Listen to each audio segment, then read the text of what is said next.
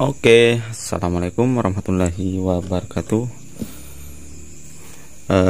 Malam ini karena malam ya, tengah malam, saya punya ini dari Paslin.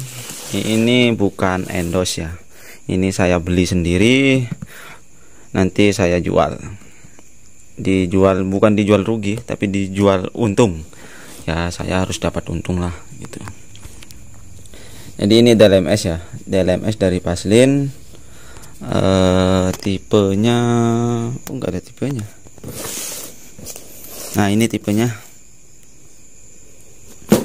Oke, ntar berat 6 kiloan ini. PL48P. P itu apa nggak tahu. Prosesor mungkin ya. Oke, sekarang saya open atau buka. Ini review ya, bukan unboxing. Unboxing sudah nggak laku lagi, jadi langsung review saja. Nanti kalau di review ini panjang, sekiranya ada 2 video. Oke, bentar, ada kopi tuh. Nah, ini seperti biasa kita dapat kabel AC, kabel listrik istilahnya, kabel AC ya. Ya, standar lah.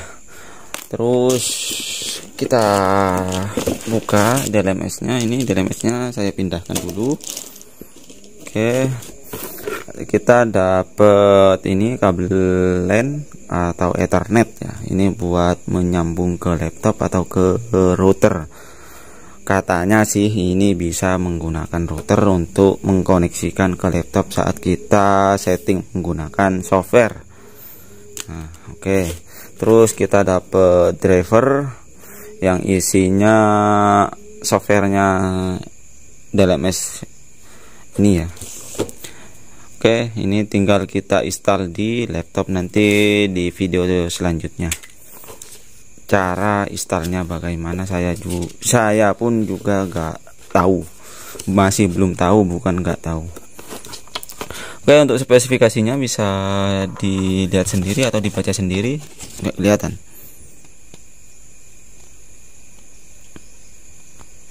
Ntar saya fokusin. Nah, udah fokus sedikit. Ini kameranya jelek.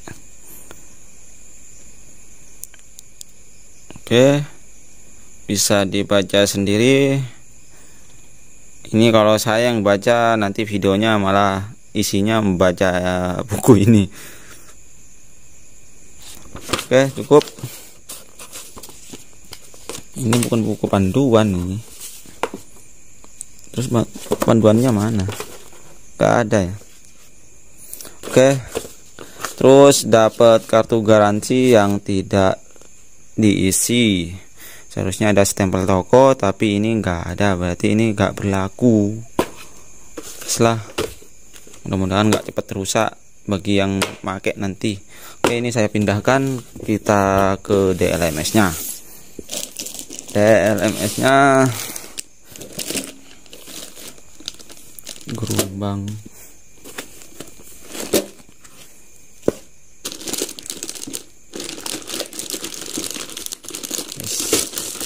Oke, ini DLMS-nya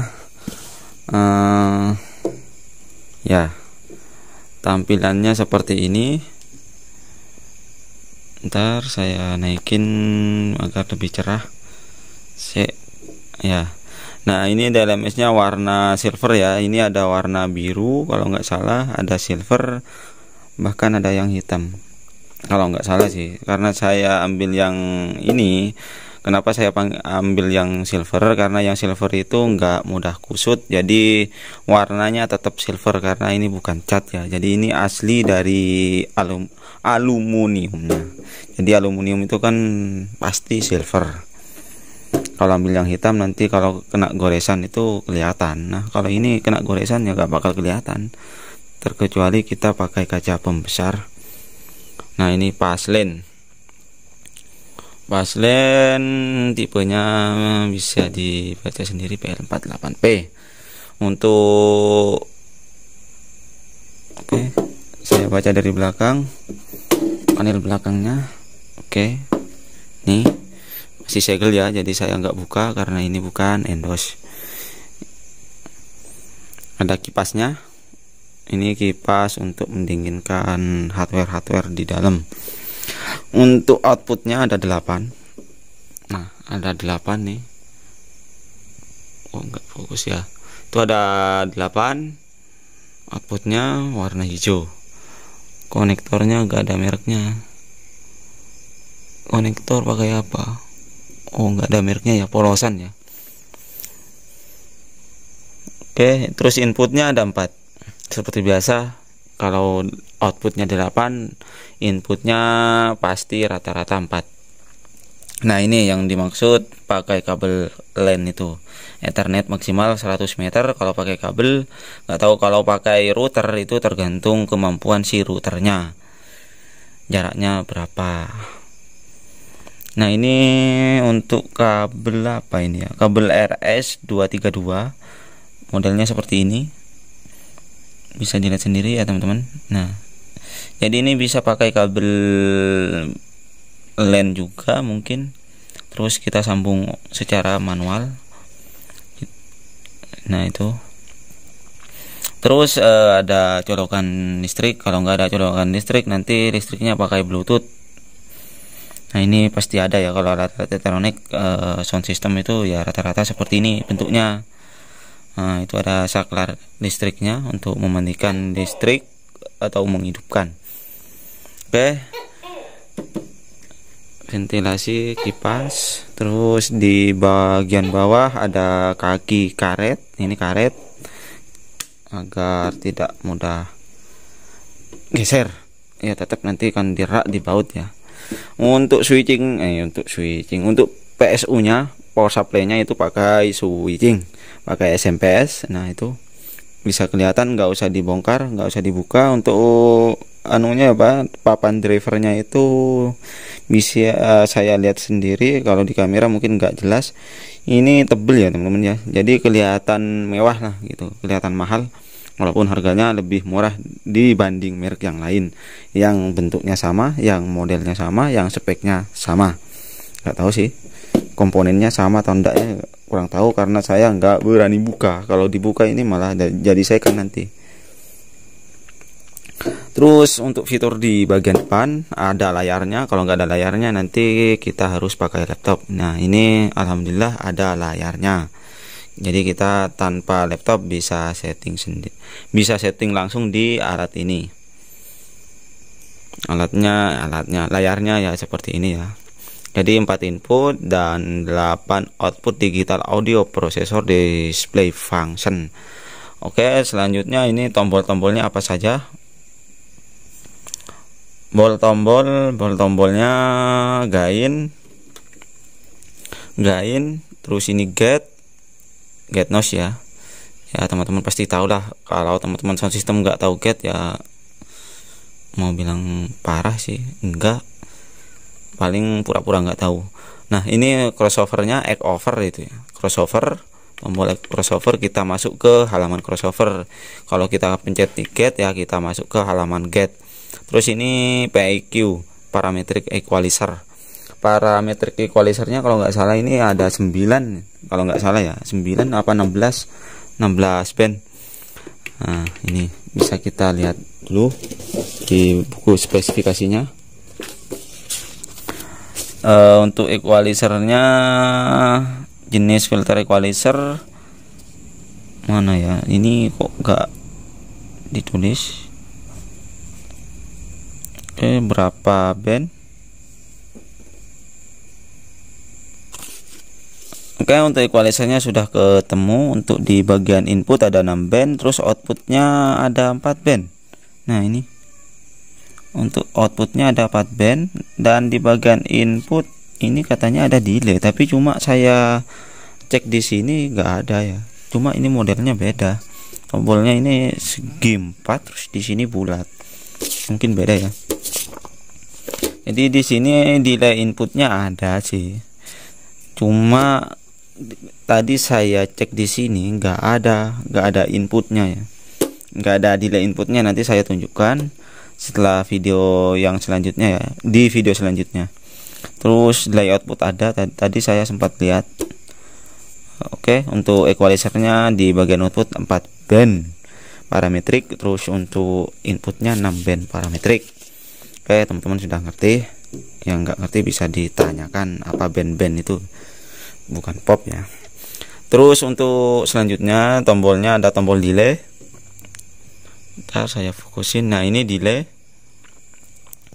Ini metrik. Ini metrik ini untuk mengatur input dan output ya. Apa namanya itu, routingnya. Jadi routingnya kita bisa ngatur di metrik ini. Kita tekan tombol metrik, nanti keluar centang ABC itu ya, ABC D inputnya, terus apa namanya ini untuk outputnya sampai 8. Nanti kita mengatur sendiri input mau, maksudnya channel 1, output channel 1 itu mau ngambil input di mana. Jadi kita bisa diatur melalui halaman metrik. Terus ada limiternya. Limit itu ya limit. Biasa teman-teman bilang kompresor, sama kerjanya sama ya.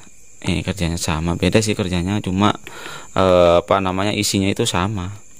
Terus untuk almutnya ini almute.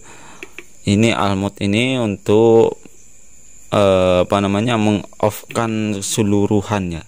Jadi off keseluruhan antara input dan output. Jadi kita kalau pencet ini langsung sekalian apa namanya off ya untuk input dan outputnya. Kalau kita pencet lagi mungkin kebuka secara keseluruhan. Mungkin seperti itu, nanti saya jelaskan di video selanjutnya. Terus ini ada setup, saya kurang tahu, masih belum saya utak-utik. Dan ini copy, Copy ini mungkin untuk ketika kita setting di channel 1. Ketika kita setting di channel 1 dan sudah selesai kita setting, dan ini channel 2 sama settingannya, jadi kita tinggal copy. Jadi kita nggak usah pusing-pusing setting lagi atau menyontoh settingan ini. Jadi kita tinggal copy. Dalam satu pencet sudah selesai gitu. Untuk save ini ya untuk menyimpan program, hasil program yang sudah kita setting seperti itu. Nah, recall itu untuk memanggil program yang sudah saya simpen ya. Jadi umpama kita itu sudah apa namanya sudah nyimpen program, terus kita bikin program baru. Nah, kita simpen. Nah, nanti kita hasil simpanan itu mau dipanggil lagi atau mau dipakai lagi, kita tinggal memanggil melalui recall ini. Recall itu kan memanggil gitu. Oke, untuk ini untuk apa namanya knobnya ini untuk mengatur semua parameter yang ada di program ini. Jadi ini ada tombol enternya, kita tinggal tekan. Nah, ya. Jadi nanti saya jelaskan lebih rinci ketika di video selanjutnya. Oke, cukup sekian dulu. Oh ya, teman-teman, saya infokan untuk sampel rate-nya ini standar ya, 48 kHz. Mana? Tadi kebaca. Nah, ini simple rate audio 48 kHz ya. Untuk delay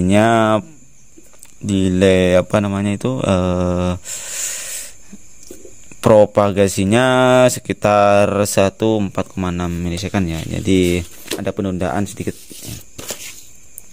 Oke, sekian dulu dari video ini. Mungkin bisa buat referensi buat teman-teman sound system yang mau beli crossover atau DLMS ya. Ini harganya sekitar 3,5 jutaan. Teman-teman bisa beli di saya juga atau bisa beli di toko lainnya. Oke, sekian dulu. Wassalamualaikum warahmatullahi wabarakatuh.